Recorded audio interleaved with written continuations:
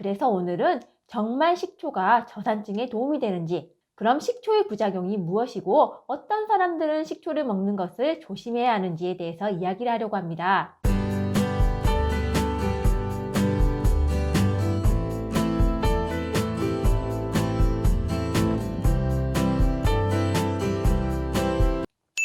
안녕하세요. 미소땀한의원 수영정 원장 박진선입니다. 오늘은 식초에 대해서 이야기를 해보려고 합니다. 최근 한의원으로 환자분에게 전화가 왔습니다. 미국에 살고 있는데 너무 소화가 안 돼서 매번 식사를 하고 난 후에 식초를 먹어야지만 소화가 되면서 편안해진다고, 그런데 식도염이 심하다는 진단을 받고 걱정이 되어서 전화를 했다고 하시더라고요.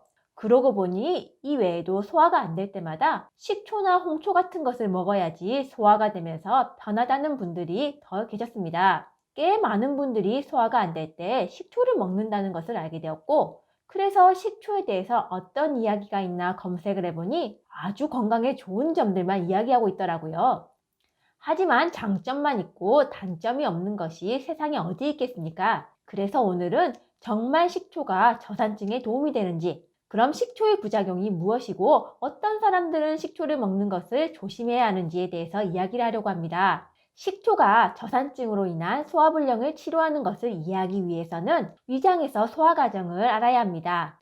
어려운 내용은 생략하고 위장에서 분비되는 펩시노겐이라는 소화 요소가 정상적으로 작용하기 위해서는 산성 상태여야 합니다. 상선 상태여야만 펩시노겐이 펩신으로 변하면서 단백질을 소화시킬 수 있는 효소로 작용합니다. 위 점막에서 산성을 띠는 위산이 분비되어 소화 효소가 작용할 수 있는 환경을 만들어주는데, 만성 위축성 위염 상태여서 제산제나 위산 분비 억제제를 장기간 과용량 복용하는 분들은 위장이 저산증 상태가 되면서 소화불량 증상이 생길 수 있습니다. 저산증이 되면 소화 효소가 제 기능을 발휘하지 못하면서 소화가 더디게 될 수 있습니다. 이런 분들이 산성에 해당하는 식초를 복용하면 좀 더 소화가 잘 된다고 느끼면서 꾸준히 식초를 먹는 경우가 많습니다. 저산증인 분들은 소화가 안 되는 것뿐만 아니라 음식물과 함께 유입된 세균에 의한 감염 위험성도 있고, 산성 상태에서 무기질이 잘 흡수되는데 저산증에 의해서 무기질 흡수가 방해를 받으면서 고당뇨증이 생길 위험도 증가합니다.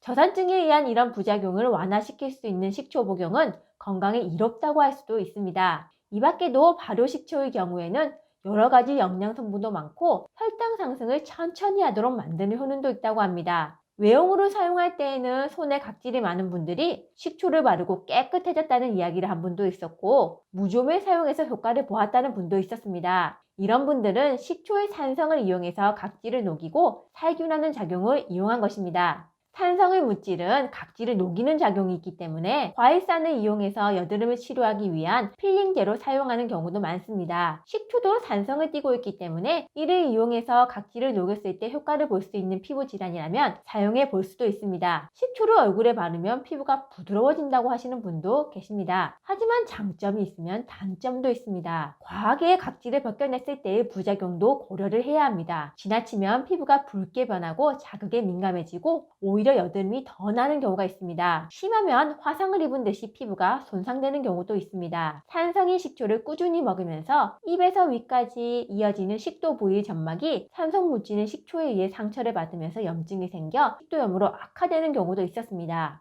가슴이 타는 것처럼 아프다면서 한의원을 찾아오셨는데 왜 그런지 살펴보니 몸에도 좋고 살도 빼고 싶어서 식초를 먹기 시작했는데 그 이후 이런 증상이 생겼다는 것이었습니다. 식초를 희석해서 먹으면 산성이 약해지기 때문에 위나 식도 점막에 염증이 생길 위험이 낮아집니다. 하지만 괜찮다고 하여 효과를 강하게 하고 싶어서 진한 농도로 여러 차례 먹었더니 증상이 생기기 시작하면서 점점 심해지더라는 것입니다. 이런 식품 수준의 것들은 일상생활에서 섭취하는 정도로는 건강에 크게 영향을 미치지 않습니다. 하지만 몸에 좋다는 이야기를 듣고 매일 꾸준히 과용량을 섭취하면 건강에 문제가 생길 수 있습니다. 설령 처음에는 소화불량을 해소하는 데 도움이 되었다 할지라도 점점 몸 상태가 바뀌면서 식초를 끊어야 하는 몸 상태가 되었는데 이를 알지 못하고 계속 복용하면 이제는 몸 건강을 악화시키는 요인으로 작용하기도 합니다. 앞서 말씀드린 양배추, 생강 이런 음식보다는 식초의 부작용은 좀 더 강한 편이기 때문에 식초 복용은 좀 더 조심할 필요가 있습니다. 사람의 몸은 생각보다 훨씬 정교하고 복잡해서 단순히 어떤 식품을 더 복용한다고 건강해지는 것은 아닙니다.